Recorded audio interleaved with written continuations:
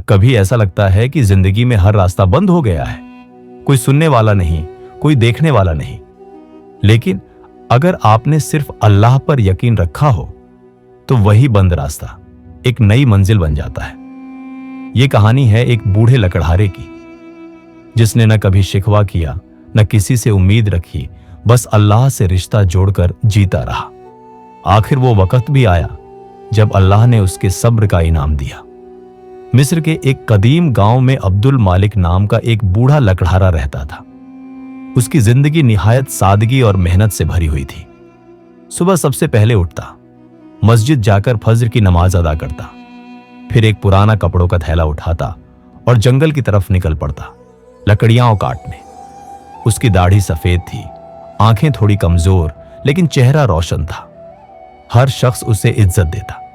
बच्चे उसके साथ चलते हुए कहते, बाबा जी, आप अकेले जंगल क्यों जाते हो? और वो मुस्कुराकर कहता, बेटा, जहां अल्लाह हो वहां बंदा अकेला नहीं होता। गांव के लोग कहते थे, अब्दुल मालिक अल्लाह का बंदा है, न कभी किसी से लड़ा, न कभी किसी का हक मारा।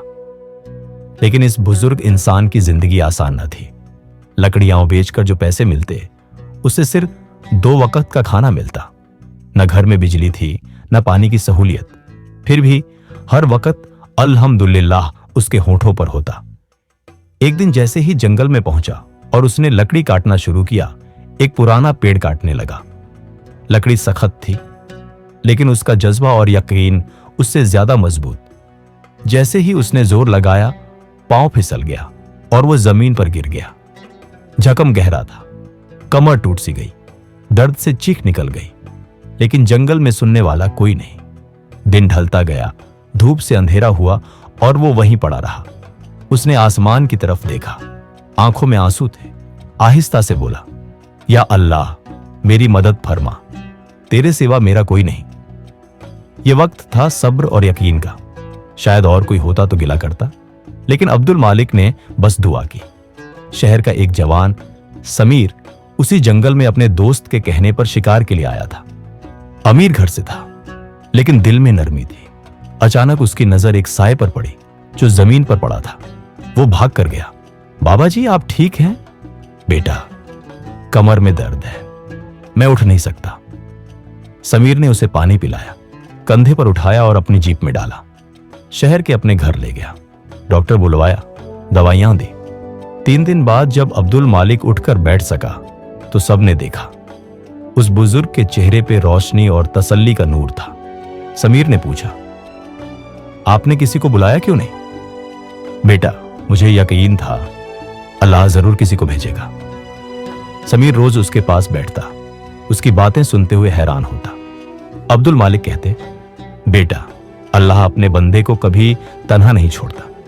हर मुसीबत में उसका एक इम्तिहान होता है और हर इम्तिहान में छुपा होता है एक इनाम।